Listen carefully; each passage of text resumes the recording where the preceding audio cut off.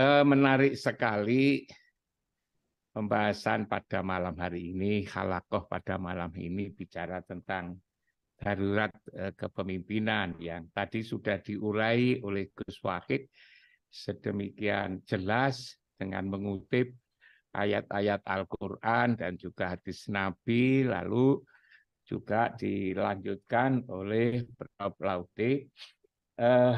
Menarik sekali beliau menjelaskan dari tataran-tataran yang bersifat ilmiah, kenyataan-kenyataan di lapangan, dan menarik sekali ada berapa tadi 5 hal tadi bahwa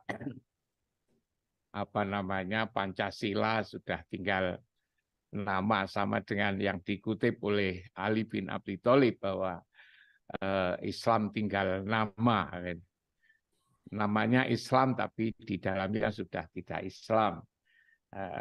Menarik sekali dan saya yang terkesan ketika Prof. Laude Kamaluddin juga bicara Ka'bah itu tadi. Bagaimana Rasulullah itu menyelesaikan persoalan 4 kabilah itu yang saling berebut tapi lalu kemudian disatukan. Di antaranya itu, tapi semua menarik menurut saya. Dalam pikiran saya begini, Gus Wahid dan Prof. Laude. Kita ini sudah mengerti bahwa Rasulullah itu andaikan diikuti itu kita mesti sukses ya. Kepemimpinannya, sifat-sifatnya sidik, amanah, tabligh, dan juga fatonah. Juga disampaikan oleh Prof. Laude tadi, Pancasila itu kan begitu indah gitu. Yang setiap periode ke periode berikutnya selalu dibicarakan dan juga tidak ada yang membantah itu, apalagi akhir-akhir ini. Pokoknya bagus, mulai dari ketuhanan yang Maha Esa sampai pada keadilan sosial. Hanya yang saya renungkan itu mengapa ya? Mengapa sesuatu yang begitu indah ya, yang begitu bagus, konsep-konsep Rasulullah gitu, dan sifat-sifat Rasulullah juga begitu indahnya Pancasila, konsep-konsep yang telah dihasilkan oleh para tokoh negeri ini, kok tidak bisa dilaksanakan ini? Ini ada apa sebetulnya? Padahal juga disampaikan oleh Gus Wahid tadi ngutip Al-Quran bahwa Rasulullah itu adalah uswatun hasanah. Sudah dibilang ini adalah contoh. Tapi kenapa umat ini, bangsa ini tidak mampu untuk menjalankan itu? Problemnya saya kira di situ, Gus Wahid. Kenapa kita ini kok tidak bisa mencontoh Rasulullah? Kenapa kita ini kok tidak bisa, tidak mampu melaksanakan konsep yang begitu indah yang kita buat sendiri? Itu ada apa ini sebenarnya? Nah, saya lalu lakukan perenungan. Memang pada diri manusia itu ada 2 sifat ya. 2 sifat sekaligus. Yang satu ingin menjadi baik, yang satu itu ingin ingkar. Di surat At-Taghabun itu, huwallazi khalaqakum faminkum kafirun wa minkum mu'minun. Bahwa Allah telah menciptakan kamu sebatang ini, pada dirimu itu ada potensi kafir. Dan pada dirimu pula sebatang itu ada potensi mukmin, iman. Iman dan kafir itu ada pada diri masing-masing gitu. Jangan-jangan ini sebetulnya kita itu ingin melaksanakan sifat-sifat keimanan, ialah sidik, amanah, tabligh, dan fatonah, tetapi juga ada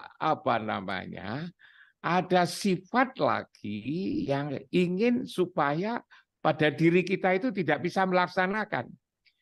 Ialah sifat manusia. Sifat manusia itu adalah hawa, nafsu, dunia, dan setan. Kita seringkali kalah sifat-sifat Rasulullah yang kita baca, yang kita lihat, yang sedemikian indah itu terkalahkan oleh sifat-sifat yang ada pada diri kita ini, yang itu adalah hawa nafsu dunia setan ini. Ini saya kira itu. Hanya lalu kalau itu problemnya, persoalannya seperti gimana gitu. Untuk menyelesaikan itu gimana? Agar kita bisa meniru Rasulullah itu sebetulnya seperti apa? Saya berkali-kali Gus Wahid, saya selalu katakan memang apa ya, keimanan yang ada pada diri kita ini untuk berhadapan dengan yang ada di dalam diri kita pula, itu memang kadang-kadang kewalahan. Gitu. Makanya lalu di dalam hadis Nabi itu ada, kita ini sebetulnya berada pada suasana perang sebetulnya dalam kehidupan ini. Nah, ada dalam perang ini ada perang kecil dan perang besar.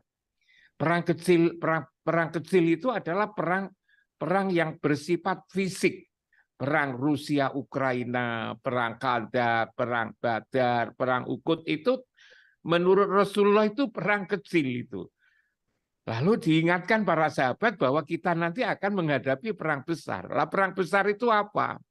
Perang besar itu ternyata perang melawan diri sendiri, kekafiran yang ada pada diri sendiri. Karena itu lalu disebutkan ada aduwika nafsuka alati baina jambaika. Hendaknya musuh yang kamu kalahkan terlebih dahulu itu adalah musuh yang ada pada dirimu sendiri. Tatkala kita tidak bisa niru Rasulullah, kita tidak bisa mengimplementasikan Pancasila, maka pada saat itu pula lah kita ini kalah, gagal di dalam menghadapi perang besar, ialah perang melawan hawa nafsu itu. Lalu pertanyaannya gimana agar kita bisa memenangkan perang besar ini, perang melawan hawa nafsu ini? Kalau saya pelajari dari waktu ke waktu secara mendalam, itu memang hanya satu sebetulnya. Ialah sholat itu, Gus Wahid. Menjalin komunikasi antara kita dengan Allah, kita dengan Rasul itu. Dengan Allah namanya sholat, dengan Rasul namanya sholawat, dengan sesama namanya silaturahim. Ini barangkali yang lemah itu. Sholat kita ini dikatakan kan di sana ada utlu ma ilaika minas sholah, akimis sholah, inna sholata tanha anil fasya wal mungkar. Jadi memang untuk menjaga agar batin kita ini sehat sehingga lalu iman kita kuat, memang itu hanya sholat lah. Pertanyaannya kenapa kok sholat? Dalam sholat itulah penyakit hati kita ini dicabut oleh Allah. Dan mencabutnya dikatakan oleh Prof. Laude tadi adalah di Ka'bah itu. Dikatakan itu wanaza nama fisudurihim min ghillin. Di mana mencabut penyakit hati tajri minta tihimul anhar. Ialah ketika kita sedang sholat. Ketika sedang sholat itulah penyakit hati kita dicabut. Sifat-sifat manusia kita ini dicabut. Yang tersisa lalu adalah sifat-sifat keimanan yang sidik, amanah, tablek, fatona. Karena itu ketika ngurus hati ini ternyata memang tidak mampu kalau tidak ada intervensi. Kita tidak mampu kalau tidak ada intervensi Allah dan Rasul. Maka lalu saya renungkan dalam-dalam. Kenapa kita ini 5 kali sehari semalam? Tidak hanya kita, penduduk bumi yang muslim, yang di barat, yang di timur, yang di utara, yang di selatan, 5 kali sehari semalam harus menghadap ke satu titik itu. Yang berkali-kali saya katakan, kenapa ini? Ada apa? Ada apa kita ini sebelum meninggal kok disuruh berziarah ke tempat itu? Ada apa di situ? Maka saya ketemulah, itu adalah penyakit hati kita dicabut ketika kita ingat tempat itu. Apalagi ketika kita berada di tempat itu. Nah, karena itu jangan-jangan kita tidak mampu melaksanakan contoh yang begitu indah dari Rasul melaksanakan Pancasila itu karena di dalam Quran dikatakan fi qulubihim maradun. Di dalam dadamu itu ada penyakit. Penyakit iri, dengki, takabur, tamak, loba, lalu sombong, fitnah itu ada di dalam diri. Lah penyakit-penyakit inilah yang harus dicabut. Lah mencabutnya ini ternyata tidak ada dokter kecuali Allah dan Rasul itu. Karena itu Gus Wahid, saya mau cerita pengalaman saya ketika saya memimpin kampus di Malang itu, mulai dari saya ikut memimpin Universitas Muhammadiyah Malang. Prof. Laude saya kira masih ingat itu, saya rektor 1 di sana itu 13 tahun, kami dekan, wakil dekan itu 20 tahun. Lalu mimpin UIN Malang itu 16 tahun. Apa yang saya lakukan saat itu? Yang saya lakukan itu tidak tinggi-tinggi, tidak hebat-hebat. Yang saya lakukan itu hanya ngajak sholat. Sholat saja.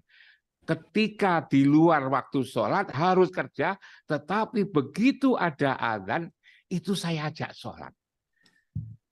Begitu pula lebih intensif lagi ketika saya memimpin UIN Malang ketika itu. Yang itu adalah kampus yang paling kecil, yang tidak dikenal orang, yang katanya itu kampus seperti SD Impres. Mulai dari situ yang saya ajak adalah ngajak sholat. Tapi juga ngajak sholat ini berat banget. Padahal saya ngajak di lingkungan perguruan tinggi Islam. Perguruan tinggi Islam diajak sholat kok susah. Apalagi di luar perguruan tinggi Islam. Ini yang berat banget. Tapi umpama ini dilaksanakan ya oleh para menteri, Pak Presiden, para menteri, Kanwil, Kandepak, sama yang Hindu, ya kepada Hindu, yang Kristen. Karena itu kalau saya ditanya gimana caranya memperbaiki bangsa ini, saya katakan, dekatkanlah bangsa ini dengan kitab sucinya. Karena kitab suci macam-macam, ya kitab sucinya masing-masing. Dekatkanlah bangsa ini dengan tempat ibadahnya. Kalau Islam ya Quran, kalau yang lain ya gereja, ya pura dan seterusnya. Yang ketiga, dekatkanlah bangsa ini dengan para pemimpin agamanya. Ya, kalau Islam mungkin juga kiai, lalu cendekiawan Muslim, lalu kalau Kristen itu juga pemuka mereka. Menurut hemat saya, kalau bangsa ini dekat dengan kitab suci, dekat dengan tempat ibadah, dekat dengan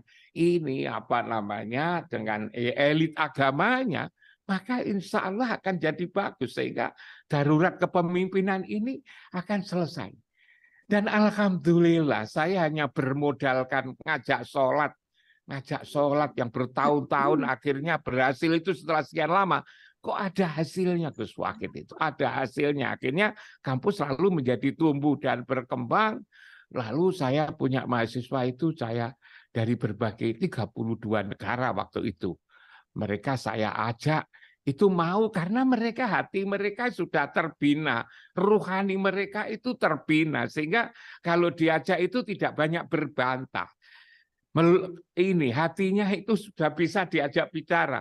Saya khawatir jangan-jangan bangsa ini sebetulnya karena itu, karena miskin ruhani, bahkan lalu kemudian juga tidak berada di rumah ruhani. Ada rumah jasmani, ada rumah ruhani. Rumah jasmani, rumah kita masing-masing.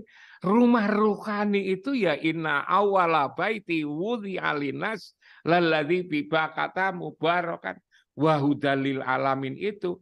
Kalau enggak di rumah jasmani kita juga katanya liar. Liar itu juga jelek. Gara-gara disebut liar karena tidak ada di rumah jasmani. Jangan-jangan kita ini melupakan rumah ruhani. Yang pertama-tama rumah dinyatakan oleh Allah untuk manusia adalah bibaka yang tadi disebut oleh Prof. Laude tadi. Itu sebetulnya tidak zamannya Muhammad. Sejak sebelum Nabi Adam sudah dinyatakan oleh Allah bahwa itulah rumah ruhani. Rumah ruhani itu adalah itu. Kalau kita tidak berada di rumah ruhani, ketika sholat saja tidak di rumah ruhani, maka bisa jadi secara ruhaniah kita ini liar.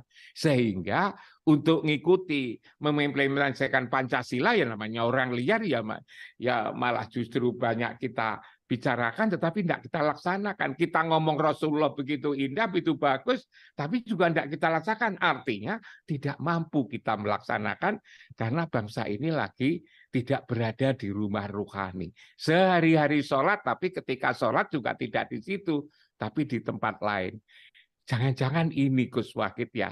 Jadi ide-idenya begitu bagus, kita ngikut Rasul, kita ikut Pancasila, tapi lalu putus di jalan karena rohani kita ini yang menurut hemat saya perlu dirawat.